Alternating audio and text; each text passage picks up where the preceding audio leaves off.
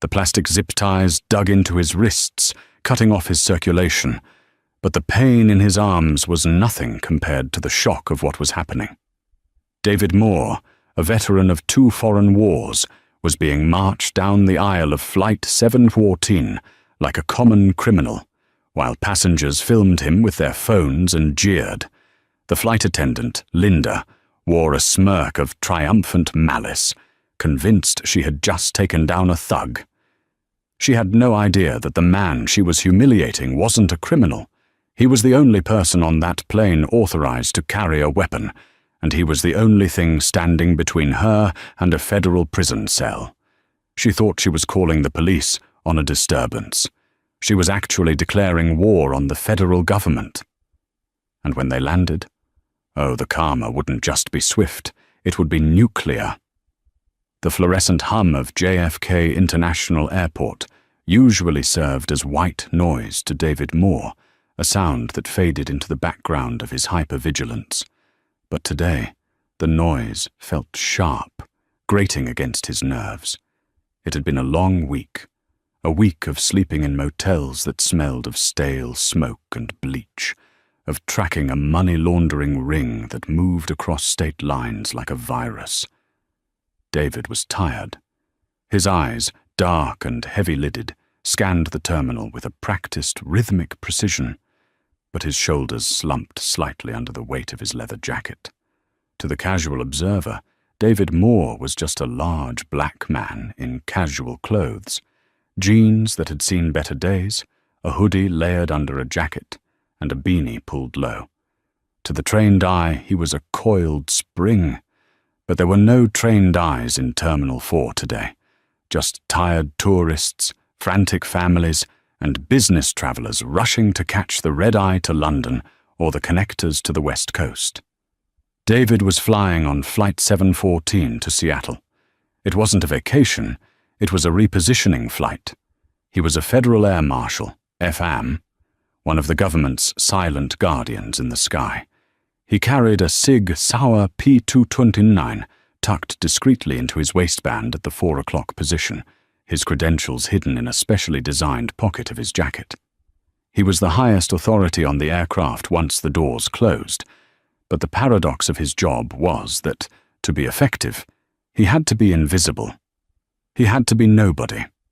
Unfortunately, in America, being a nobody who looked like David Moore often meant becoming a target for a very specific kind of attention. He approached the gate, his movements efficient. He wasn't boarding first with the active military or the diamond-encrusted elite frequent flyers. He preferred to board in the middle of the pack, blending into the herd. As he handed his boarding pass to the gate agent, a young woman who looked like she'd been working a double shift, the machine beeped a confirmation. She didn't look up. "Have a nice flight," she droned. "Thanks," David muttered, his voice a deep baritone that rumbled in his chest. He walked down the jet bridge, the air getting cooler and smelling faintly of jet fuel and recycled coffee. He stepped onto the plane, a Boeing 737 that had seen extensive service. The carpet was worn, the lighting dim. Standing at the entrance of the cabin was the lead flight attendant. Her name tag, pinned perfectly straight on her navy blue blazer, read Linda Halloway. Linda was a woman who wore her authority like a suit of armor. She was in her late 40s, with hair dyed a brittle shade of blonde that was teased high enough to brush the overhead bins. Her makeup was applied with a heavy hand, powder that settled into the lines around her mouth, and lipstick a shade of aggressive crimson. She didn't just greet passengers, she assessed them. As an older couple walked past her, Linda beamed. "Welcome aboard. Wonderful to see you. Let me know if you need help with that coat, sir." David stepped up. He offered a polite nod, keeping his eyes lowered, minimizing his presence. Linda's smile vanished instantly. It wasn't a gradual fade. It was a hard cut, like a light switch flipping off. Her eyes narrowed, scanning him from his beanie to his boots. She took in the hoodie, the size of his frame, the way he held his carry-on bag close to his chest. "Boarding pass," she said. It wasn't a request. It was a demand, sharp and clipped. David paused. He had already scanned his pass at the gate. No one else was being asked to show theirs again. But he knew the drill. De-escalate. Comply. Don't make a scene. That was the job. "Sure," David said calmly. He fished the paper slip from his pocket and held it out. Linda didn't take it. She leaned in, squinting at the text without touching the paper, as if touching it would contaminate her. 4C, aisle seat. Don't block the aisle when you're loading your bag. We're trying to leave on time." "Understood," David said, his face a mask of neutrality. "And sir?" Linda called out as he took a step forward. David stopped and turned. "Yes? Keep your voice down during the flight. We have first-class passengers trying to sleep." David hadn't raised his voice. He hadn't said more than 2 words. He looked at her, searching for the logic, and found only prejudice staring back at him. He swallowed the retort that rose in his throat, a retort that would have involved flashing a badge that outranked her entire career, and simply nodded. "I'll be quiet," he said. As he walked down the aisle, he felt her eyes boring into his back. He knew the type. Linda Halloway wasn't just a flight attendant. She was the sheriff of this tin can, and she had already decided who the villain of the flight was going to be. David found row 4. It was in the Comfort Plus section, right behind first class. It was a good tactical position, allowing him to see the cockpit door and the majority of the cabin. Sitting in the window seat, 4A, was a woman wearing noise-cancelling headphones and typing furiously on a laptop. She didn't look up. But the middle seat, 4B, was occupied. The man in 4B was spread out as if he were in a hammock. His knees were splayed wide, encroaching on David's legroom. He wore a bespoke grey suit that cost more than David's first car, and a gold watch that caught the cabin light. He was scrolling through his phone with an air of immense boredom. This was Greg Pembroke. Greg looked up as David stopped at the row. He didn't pull his legs in. He just stared, his lip curling slightly. "Excuse me," David said politely. "I'm in 4C.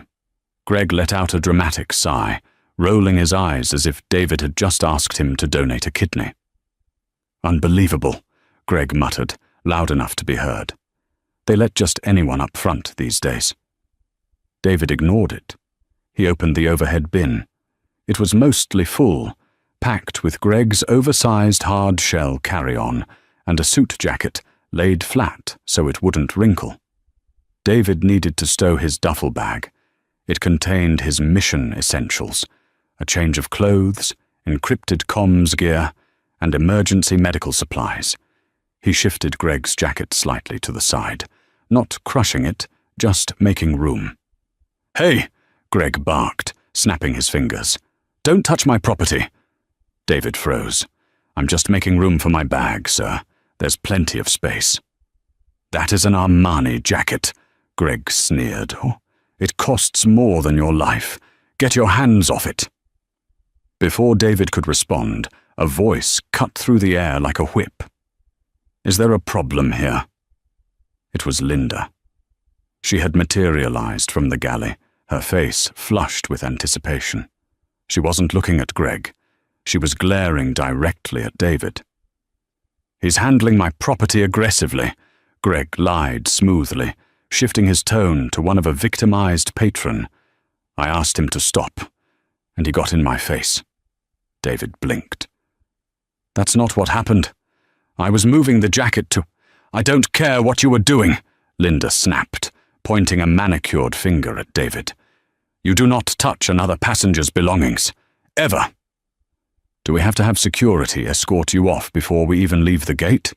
Because I will make that call." David looked at Linda, then at Greg. Greg offered a small, smug wink that only David could see. The dynamic was set. The trap was laid. And they hadn't even pushed back from the gate yet. David took a deep breath, inhaling the recycled air to steady his heart rate. His training kicked in. Assess, adapt, overcome. Fighting Linda now would yield nothing. If she kicked him off, he'd have to file a report explaining why he blew his cover over a suit jacket. His supervisors at the agency would tear him apart. A federal air marshal who couldn't handle a rude stewardess wasn't fit to handle a terrorist. "My apologies," David said, his voice flat. "I'll put my bag a few rows back." "You do that?" Linda said, crossing her arms. "And then sit down. You're holding up boarding." David walked 3 rows back, found a small space, stowed his bag, and returned to seat 4C. He sat down. Greg Pembroke immediately reclaimed the armrest, his elbow digging sharply into David's side. "Cozy," Greg whispered. David didn't look at him. He pulled a paperback book from his pocket, a spy novel, ironically, and opened it. He needed to be invisible. He needed to be a stone. The boarding process finished. The safety demonstration was performed with robotic precision. As the plane taxied to the runway, the cabin lights dimmed.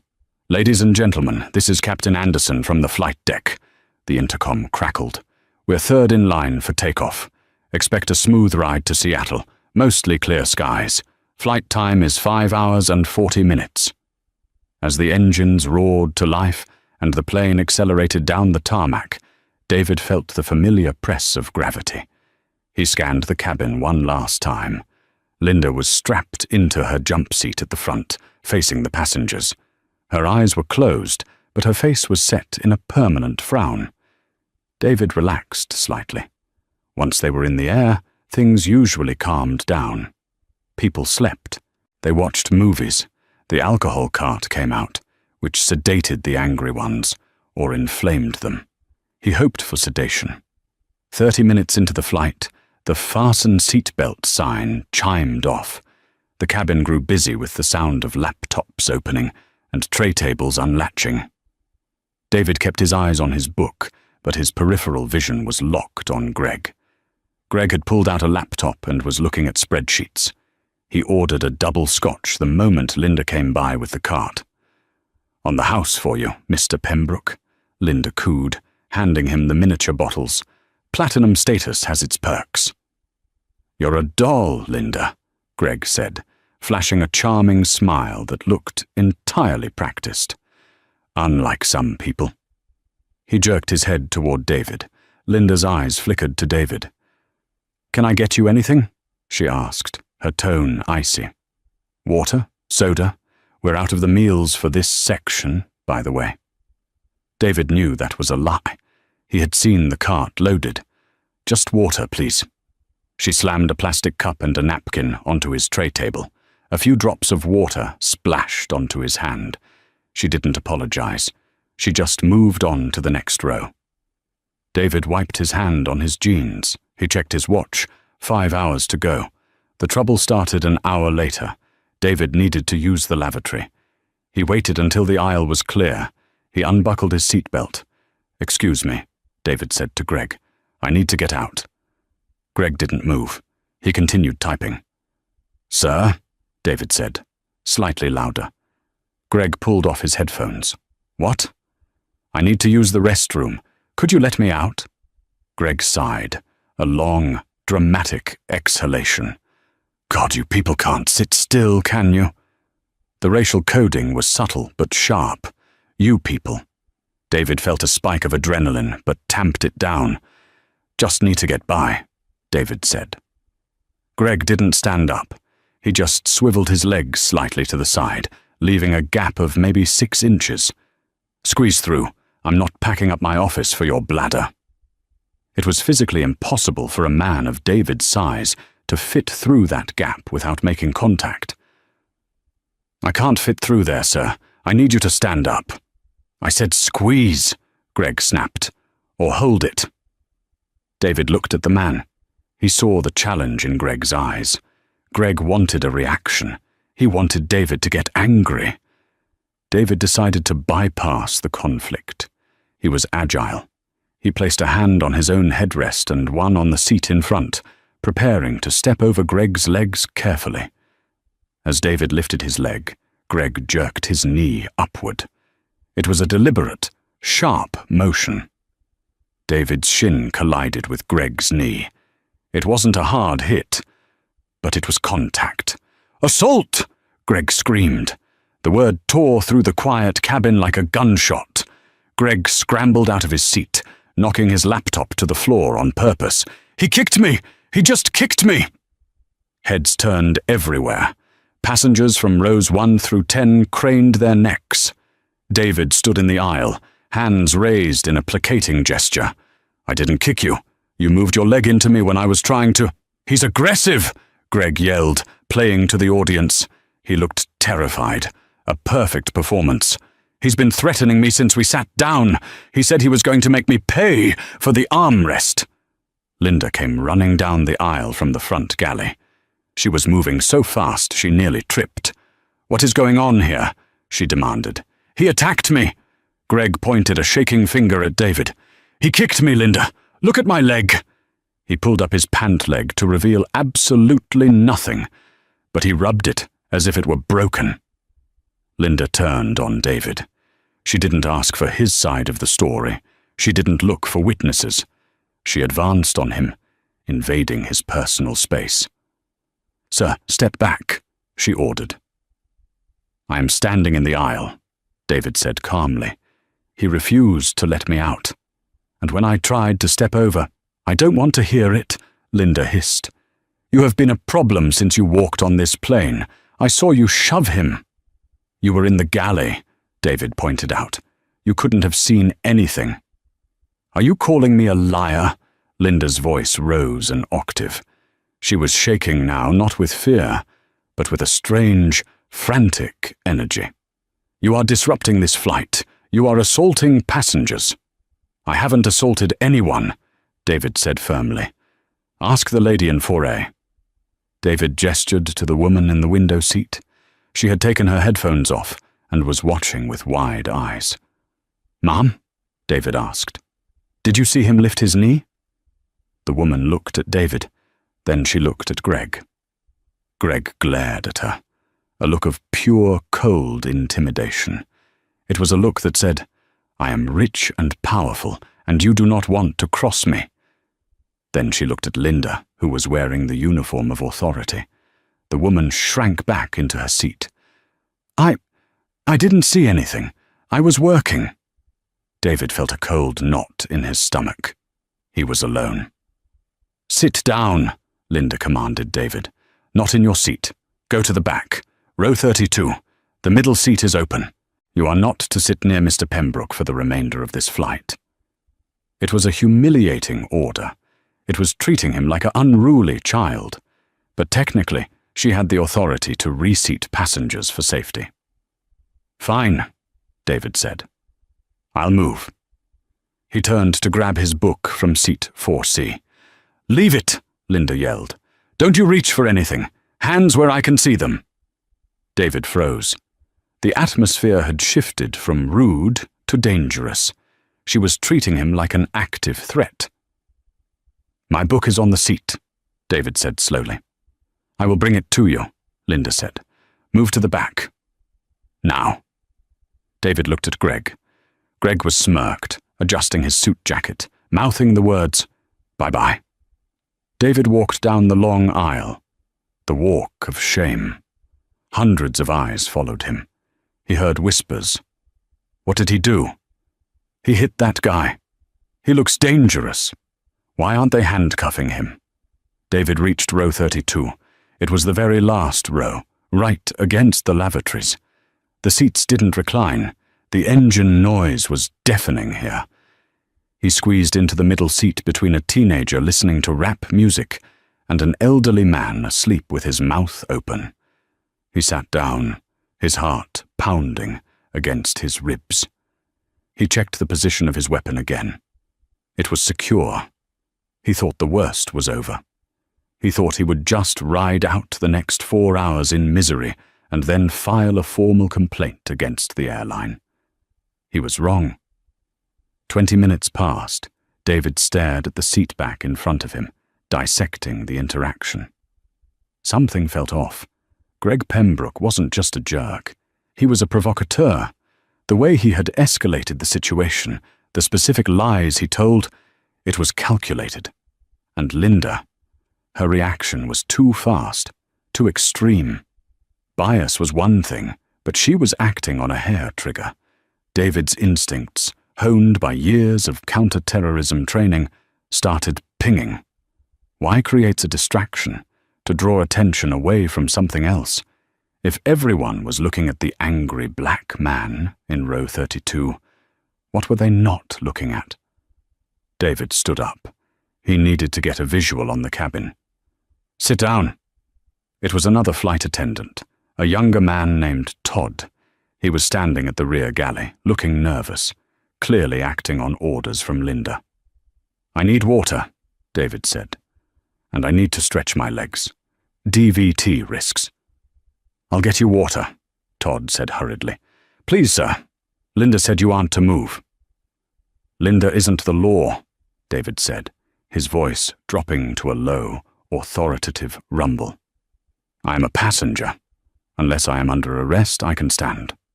David stepped into the aisle. He looked toward the front of the plane. The curtain between First Class and Comfort Plus was drawn shut. That was unusual for a daytime domestic flight. David took a step forward. Suddenly, the intercom dinged. "Ladies and gentlemen, this is the captain. We are experiencing some issues in the cabin. I'm turning on the fasten seatbelt sign. Everyone please take your seats immediately. Flight attendants, prepare for lockdown." Lockdown? That wasn't standard terminology for turbulence. That was code. David's eyes narrowed. He saw Linda rushing down the aisle toward him. She wasn't carrying a water bottle. She was carrying a set of flex cuffs, bright orange plastic zip ties. Behind her was Greg Pembroke. Why is a passenger with her? Greg was holding something, a small, black object.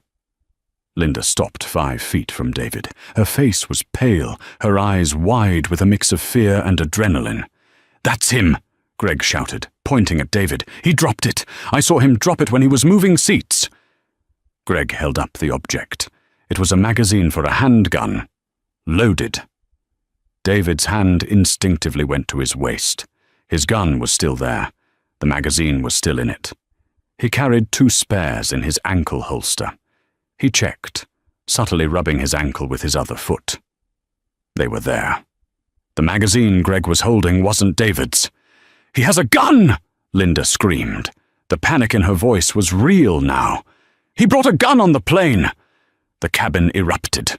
Screams. People scrambling over seats to get away from row 32. "Get him!" Greg yelled. "He's a terrorist!" David raised his hands, palms open. This was a disaster, a catastrophic, career-ending, life-threatening disaster. "That is not mine!" David shouted over the screams. "Listen to me, I am a federal—" "Shut up!" Linda shrieked. "Get on the ground, now!" "Grab him!" Greg yelled to the surrounding passengers. "Be a hero! Take him down!" 2 large men from row 31, fueled by adrenaline and fear, lunged at David.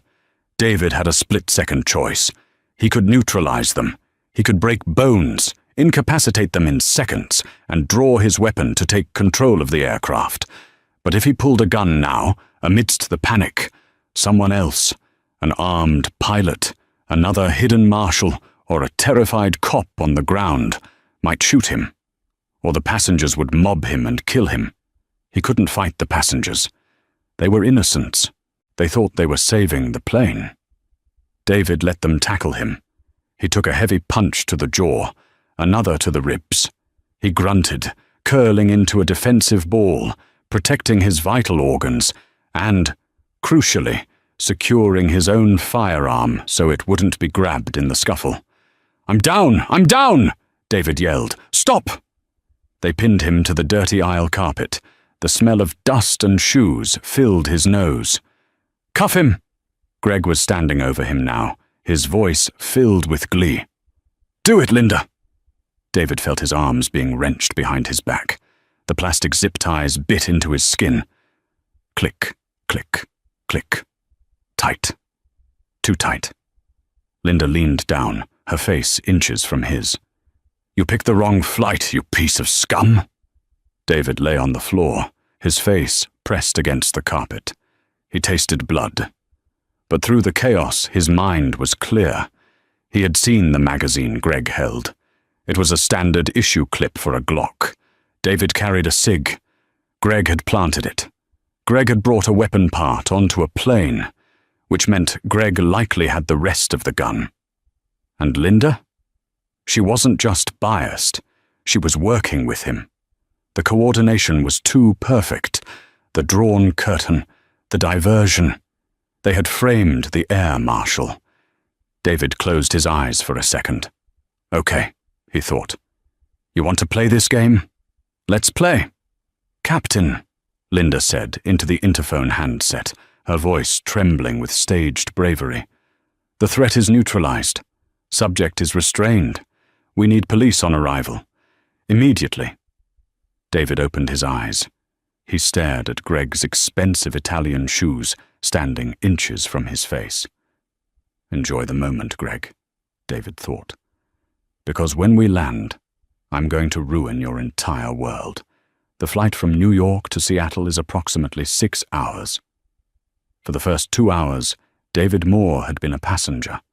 For the remaining 4, he was a prisoner of war in enemy territory. He was pinned in the middle seat of row 32, his wrists bound so tightly behind his back that his hands had gone numb.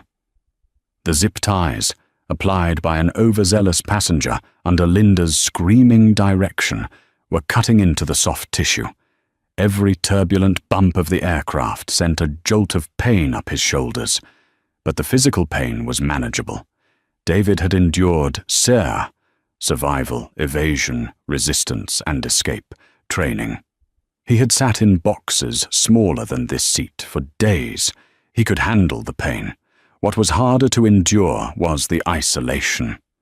Linda Holloway had turned the entire cabin into a panopticon of surveillance.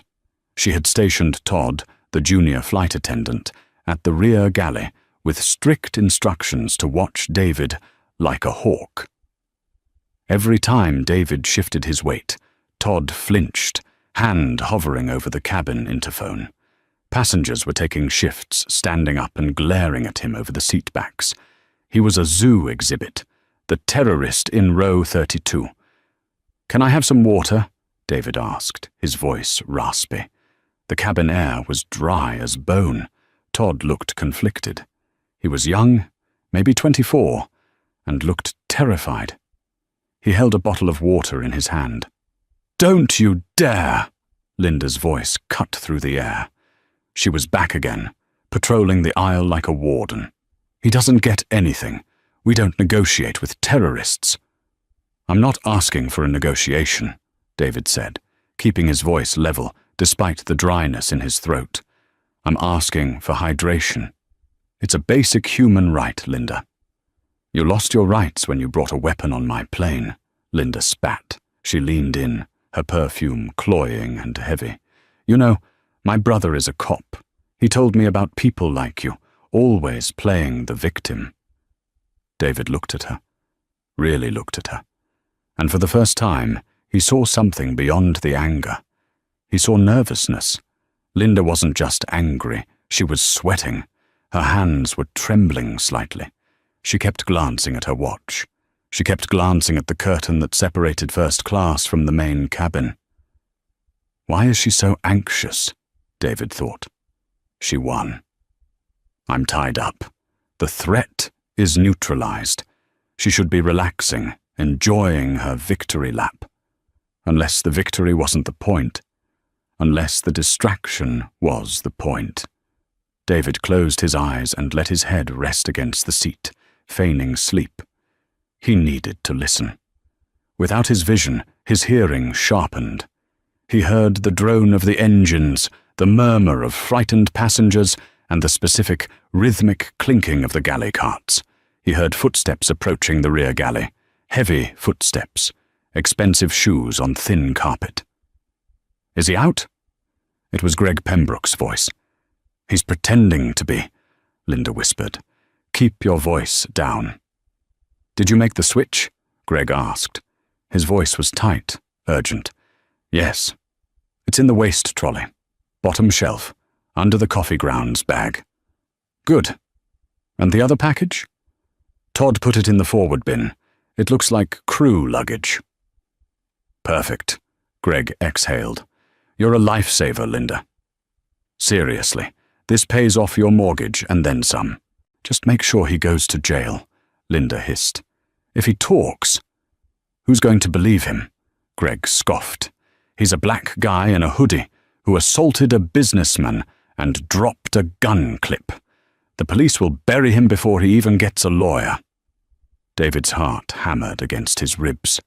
It wasn't racism. Well, it wasn't just racism. Racism was the tool, the weapon they used to blind everyone else. This was a smuggling operation. Greg Pembroke wasn't just a rich jerk. He was a courier, and Linda Halloway was his inside woman. They were moving something massive. Drugs, diamonds, stolen tech, and they needed the air marshal out of the way. They must have clocked him. Maybe they saw him scanning the crowd at the gate. Maybe they knew the flight manifest. Or maybe they just picked the biggest, strongest-looking guy who might interfere and decided to neutralize him preemptively. They had framed a federal agent to cover a felony. David opened his eyes a slit. He saw Greg pat Linda on the shoulder and walk back toward first class. David shifted his wrists. The plastic ties were thick. He couldn't break them. Not here. Not without leverage. He had to wait for the landing. He had to wait for the police. But Linda was right about one thing. The police on the ground would come in hot. They would see a restrained suspect and a flight crew screaming, "Gun!" They might shoot first and ask questions later. David needed a plan. He needed to make sure that when those doors opened, he didn't die. The hours dragged on. The sun began to set outside the window, painting the clouds in hues of violet and bruised orange. The descent into Seattle began. "Flight attendants, prepare for arrival," the captain announced. His voice sounded strained. "Ladies and gentlemen, we have been given priority clearance for landing. Please remain seated with your seatbelts fastened. Do not stand up until instructed." The plane banked sharply, the landing gear deployed with a heavy thud. David braced himself. The wheels touched the tarmac. The engines roared in reverse thrust. As the plane slowed, David looked out the window. He saw them. Blue and red lights. Everywhere. It wasn't just a patrol car, it was an armada. Port Authority Police, Seattle PD, and black SUVs that looked suspiciously like federal vehicles. Linda looked out the porthole in the rear door. "Finally," she breathed. She grabbed the intercom handset. "Ladies and gentlemen, please remain seated. Police are boarding the aircraft to remove a security threat. Please keep your heads down and hands visible." The plane taxied to a remote part of the tarmac, far from the terminal gates. This was a box procedure. They were isolating the plane. The engines whined down. The silence that followed was heavy and terrifying. Then, the thumping on the forward door. Thump! Thump! Thump! The door opened. "Police! Hands! Let me see hands!" The shouting started immediately. The invasion of Flight 714 was chaotic and aggressive. A tactical team from the Port Authority Police Department, PAPD, stormed the front galley, rifles raised. "Where is he?" the lead officer screamed. He was a large man with a thick neck and a tactical vest that read SGT. Bronson. Linda stepped forward, playing the role of the traumatized heroine to perfection. She pointed a trembling finger toward the back of the plane. "Row 32, she cried out. "He's restrained! He has a gun magazine! He might still have the weapon on his person. "Clear the aisle," Bronson yelled. The team moved down the narrow tube of the fuselage like a battering ram. Passengers shrank back, terrified. David sat perfectly still. He didn't struggle. He didn't shout.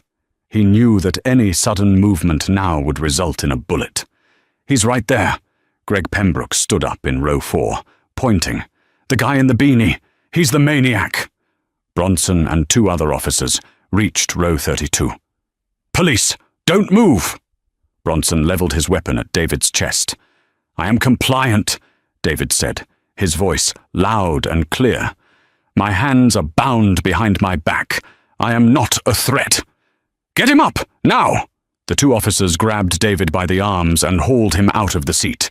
The circulation rushed back into his legs, causing a sharp, prickly pain. But he kept his footing. "Turn around!" They slammed him against the overhead bin.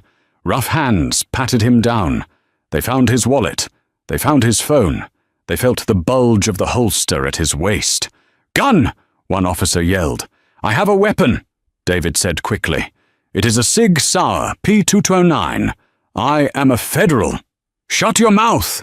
Bronson slammed David's face against the plastic bin. "You have the right to remain silent. Use it." They ripped the gun from his holster. They didn't check the credentials in the hidden pocket. They didn't look at the badge next to the gun. They just saw a black man with a gun on a plane, identified by the crew as a terrorist. Confirmation bias was running the show. "Get him off the plane!" They dragged him down the aisle. It was the longest walk of David's life. As he passed the rows, passengers held up their phones. Flashes went off. He could see his own face reflected in the screens. He was going viral. Terrorist. Nordsausjasto Flight 7 Belsit. Caught. When he passed row 4, he saw Greg Pembroke. Greg was standing in the aisle, looking concerned for the benefit of the cameras, but as David passed, Greg leaned in slightly. "Should have stayed in your lane, pal," Greg whispered. And then David saw it. Greg was holding his suit jacket over his arm, but underneath the jacket he was clutching a thick, brown leather satchel, a satchel that he didn't have when he boarded. That was the package, the one Linda had switched. David locked eyes with Greg.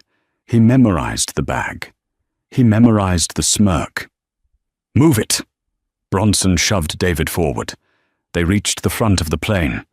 Linda was standing there with the captain. "You're a brave woman, Linda," the captain was saying. "You saved this flight." Linda looked at David with pure venom. "Get him out of here."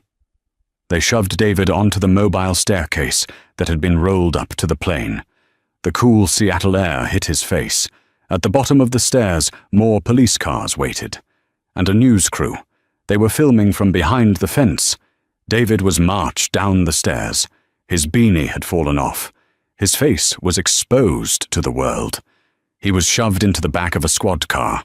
The hard plastic seat was uncomfortable, but it was paradise compared to the airplane seat. "You're in deep trouble, buddy," the officer driving the car said, adjusting his rearview mirror to glare at David. "Hijacking ain't a joke." "I didn't hijack anything," David said calmly. "I'm a federal air marshal. My badge number is 49992. You need to call the SAC of the Seattle field office immediately." The driver laughed. "Yeah, and I'm the Queen of England. We found the gun, genius.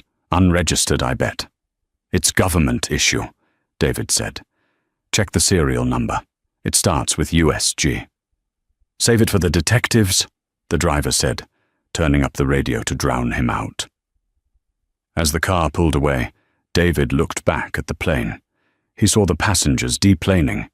He saw Greg Pembroke walking down the stairs, chatting amiably with the captain. Greg was carrying the brown satchel. He looked like a man who had just gotten away with the perfect crime. Not yet, David thought. The game isn't over until the pieces are off the board. He closed his eyes and began to prepare his statement. He had to be perfect. He had to turn this ship around before Greg left the airport. The holding cell at Seattle-Tacoma International Airport was a stark, windowless room, painted a depressing shade of beige. It smelled of industrial cleaner and fear. David was handcuffed to a metal table bolted to the floor. They had taken his shoelaces and his belt. He had been sitting there for 45 minutes. The door buzzed and swung open. 2 men walked in. The first was Sergeant Bronson, the man who had dragged him off the plane. He looked smug. The second man was different. He wore a cheap suit that had seen better days, a loose tie, and carried a file folder. He looked tired, cynical, and sharp. This was Detective Ford. Ford threw the file on the table. He didn't sit down. He leaned against the wall, studying David. "You got a name?" Ford asked. "David Moore." "Well, Mr. Moore," Ford said, lighting a cigarette. "Technically illegal in the building, but nobody stopped him. You have had a very busy day. Assault on a passenger, disrupting a flight crew, bringing a loaded firearm onto a commercial aircraft, attempted hijacking." "I didn't do any of those things," David said. His voice was steady. No anger, just facts. "We have 20 witnesses," Bronson interjected. "We have the flight attendant. We have the gun." "Did you run the gun?" David asked, looking at Ford. Ford paused. He took a drag of the cigarette. "Ballistics is backed up." "It's not a ballistics question," David said. "It's a registration question. Run the serial number. USG 44918. Ford raised an eyebrow. "You memorize the serial number?" "It's my service weapon," David said. "I am a Federal Air Marshal. My credentials are in the hidden pocket of my jacket, inside the lining on the left side. Your officers didn't check it. They just took the gun." Bronson laughed. "This guy doesn't quit.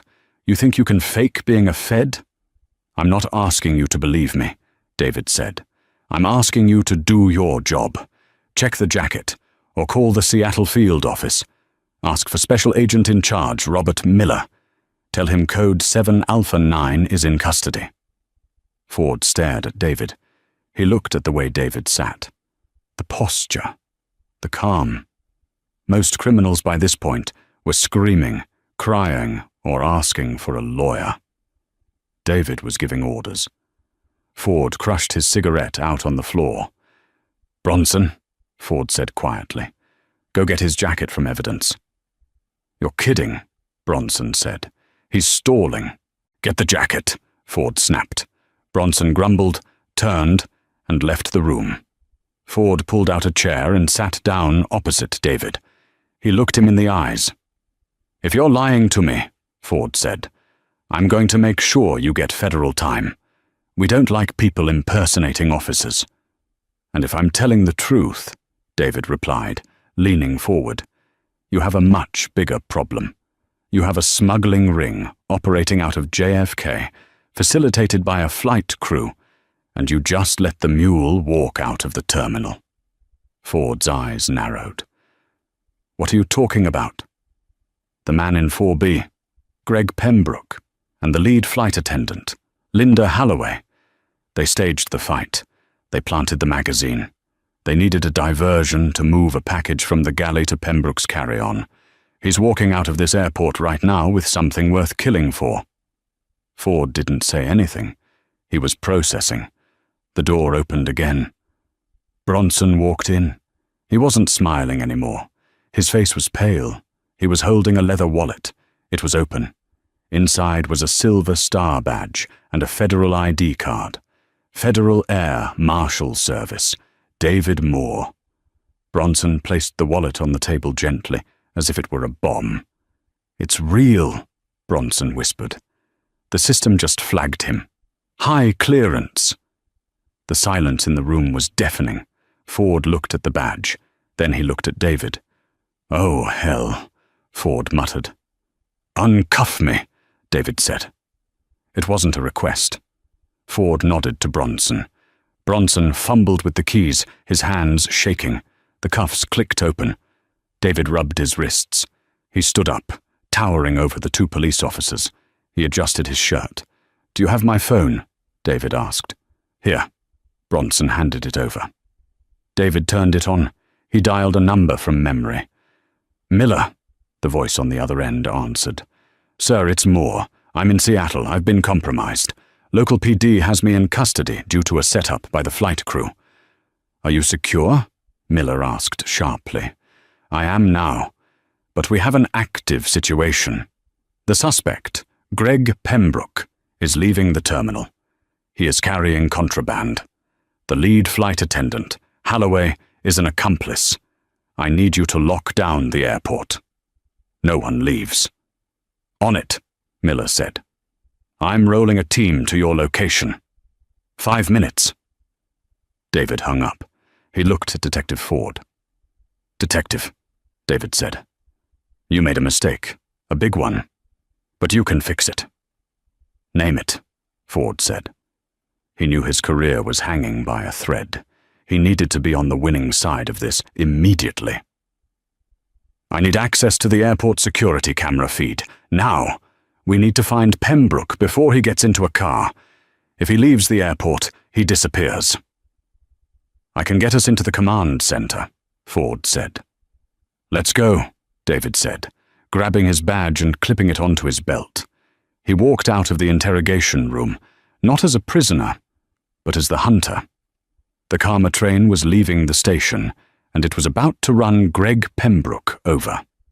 The Airport Operations Center, AOC at SeaTac, was a dimly lit amphitheater of glowing screens and hushed urgency. It was the brain of the airport, monitoring everything from baggage belts to perimeter fences.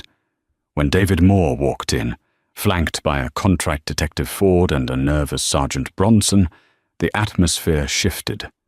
David didn't look like a suspect anymore. He looked like a man about to start a war. Who's in charge of camera feeds? David demanded, his voice cutting through the low hum of the room. A young operator looked up. I am, sir. I need eyes on Terminal A, arrivals level. Suspect is Greg Pembroke. White male, 45, expensive grey suit, carrying a brown leather satchel and a black, hard-shell roller bag. He deplaned Flight 714 12 minutes ago. The operator's fingers flew across a keyboard. On the main wall screen, a mosaic of camera feeds shifted. Got him, the operator said. Camera A14, he's bypassing baggage claim. He's heading straight for the exit doors near the rideshare pickup. David watched the screen. There was Greg, walking with a bounce in his step, phone to his ear. He looked like a man who had just closed the deal of a lifetime. He had no idea a predator was tracking him from above. He's not waiting for an Uber, David said, analyzing Pembroke's body language. He's meeting someone. Look at the posture. He's scanning the curb. I see a black Lincoln Navigator pulling up into the fire lane outside door 6, the operator said, zooming the camera. License plate is obscured by mud. Convenient. That's his ride, David said. If he gets in that car, he's gone. We don't know where the handoff is happening. It could be right there on the curb. David turned to Ford. Detective, lock down the perimeter roads. No vehicles leave the arrivals loop. Tell your units to block that Navigator in. Do not let it move. On it. Ford grabbed his radio. Bronson, David said, turning to the large sergeant. You wanted to be a hero on the plane? Now's your chance. You're with me. We're intercepting on foot. They ran. David Moore, despite the exhausting flight and the physical toll of the arrest, moved with the speed of a linebacker. He burst out of the AOC, sprinting down the service corridors, Bronson huffing behind him. They emerged into the bright lights of the terminal, dodging bewildered travelers, hurdling luggage carts. Up ahead, through the glass doors, David saw Greg Pembroke step onto the sidewalk. The rear door of the black Navigator slid open. A hand reached out from the dark interior. "Federal agent!"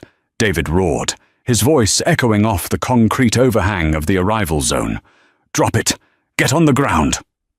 The sound of his voice was like a physical blow to Greg Pembroke. Greg froze, one foot inside the SUV. He looked back over his shoulder.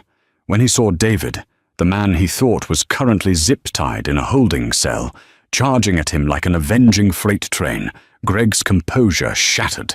Panic took over. Instead of getting in the car, Greg tried to run along the sidewalk. He yanked his roller bag, tripped over a curb, and went sprawling onto the concrete. The brown leather satchel skidded across the pavement. The driver of the Navigator didn't hesitate. The door slammed shut, tires squealed, and the SUV tore off down the access road, swerving around a slowing bus. "Ford, the vehicle is rabbiting!" David yelled into his phone as he closed the distance to Greg. "We got him bottled up at the exit ramp," Ford's voice crackled back. "Patrol cars just cut him off." David reached Greg just as the businessman was trying to scramble to his feet. David didn't slow down. He tackled Greg, driving a shoulder into his ribs, pinning him to the cold sidewalk. "It's over, Greg," David snarled into his ear. "Get off me. You can't do this. Do you know who I am?" Greg was shrieking, his expensive suit torn and dirty. Bronson arrived a second later, breathless, handcuffs already out. They wrenched Greg's arms behind his back. The cuffs clicked, real metal ones this time, much tighter than the plastic ties on the plane. David stood up, dusting off his knees. He walked over to the brown leather satchel lying on the ground. He picked it up. It was heavy. He unbuckled the straps and looked inside. It wasn't drugs. It wasn't cash. Inside were 4 high-density server hard drives, wrapped in anti-static foam. They were marked with Department of Defense classification stickers. "Mother of God," Bronson whispered, looking over David's shoulder. "What is that?" "That," David said grimly, closing the bag, "is why they needed a diversion. This isn't smuggling, Sergeant. This is espionage. Greg here was selling out his country." David looked down at Greg, who was weeping on the sidewalk. "You're going to prison for the rest of your natural life, Greg, unless you tell me exactly who was in that SUV. Greg looked up, snot running down his nose. "It was the Russians. They were buying the guidance system prototypes. They promised me $5 million in Bitcoin." "And Linda?" David asked. "What was her cut?" $50 grand, just to cause a scene, just to target you." David shook his head. $50 grand to betray her oath, endanger a plane full of people, and help steal military secrets. "Get him out of here," David ordered Bronson, "and secure that bag with your life." As they dragged Greg away, David's phone rang. It was his boss, SAC Miller. "David, my team just landed. We're at Gate A6. Where are you?" "Curbside. Subject 1 is in custody. We secured the package. It's way bigger than we thought, Bob. DoD classified tech. We need the FBI involved." "Copy that. What about the accomplice? The flight attendant?" David looked toward the terminal doors. He could picture Linda Holloway right now. She would be wrapping up her post-flight duties, feeling smug, feeling victorious. She thought she had won. "She's still at the gate," David said, a cold edge entering his voice. "Let's go pay her a visit. I want to handle this personally." Linda Holloway was floating on a cloud of adrenaline. The plane was finally empty, and she was already mentally spending the $50,000 Greg had promised her. She heard heavy footsteps on the jet bridge and assumed it was the gate agent. "All clear back here," she called out, turning with a practiced smile. "Just finishing up the—" Her voice died in her throat. Standing in the doorway was not a gate agent. It was the terrorist from row 32. David Moore stood tall, no longer wearing the hoodie, but a black tactical vest emblazoned with Federal Air Marshal. His badge caught the light, and his hand rested near his reholstered weapon. Behind him stood SAC Miller and a team of armed agents. "You," she whispered, her face draining of color. David stepped onto the plane, shrinking the space between them. Did you really think you could frame a federal agent and walk away with it, Linda? I don't know what you're talking about, she stammered, backing into a beverage cart. Greg saw you drop the gun part. Greg is currently in the back of a squad car, David said, his voice cold and precise. He gave up everything. The Russian buyers, the stolen military hard drives, and your $50,000 fee. Russians? Linda gasped. He told me it was corporate diamonds, to avoid taxes. S.A.C. Miller stepped forward. Ignorance isn't a defense. Conspiracy, falsifying a threat, and aiding in the theft of classified government property. You're looking at 20 years. Minimum. Linda began to shake violently, tears ruining her heavy makeup. Please, I was just doing what he told me. Save it for the judge, David said, pulling out his handcuffs. Turn around. She complied, sobbing uncontrollably. As David cinched the metal cuffs tight, he leaned in close. You like using these on people, don't you? Only fair you get to wear a pair. He marched her off the plane and into the gate area. 100 waiting passengers looked up to see the flight attendant in handcuffs, flanked by federal agents. Phones came out instantly, flashes capturing her absolute humiliation. Linda hung her head in shame, the architect of her own destruction, while David walked beside her, head high. Justice had landed. 3 hours later, the chaos had settled. Inside the quiet Air Marshal office, Detective Ford offered a contrite handshake. My guys screwed up, Agent. We saw what we wanted to see. It won't happen again. Just check the credentials next time, David replied, accepting the apology with a firm nod. A text from S.A.C. Miller confirmed the mission was a complete success. The DoD was ecstatic, and David had earned some much-needed leave. David donned his leather jacket, covering his tactical vest and badge, and stepped back into the terminal. At a newsstand, a TV monitor flashed the breaking headline, Major Smuggling Bust. Footage played of Linda Holloway being led away in handcuffs, followed by an anchor praising the heroic actions of an undercover federal air marshal. David watched for a fleeting moment, then turned away. He didn't need the credit.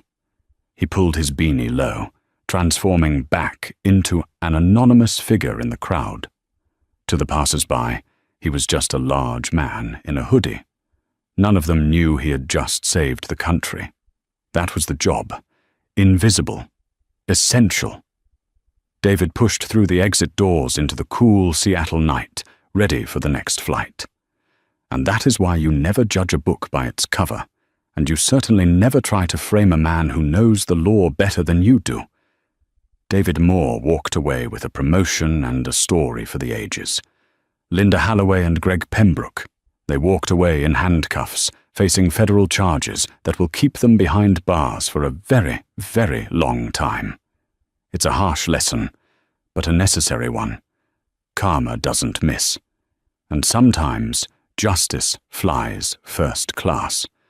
If you enjoyed this story of massive revenge and justice, please smash that like button, subscribe to the channel, and hit the bell so you never miss our upload. See you in the next one.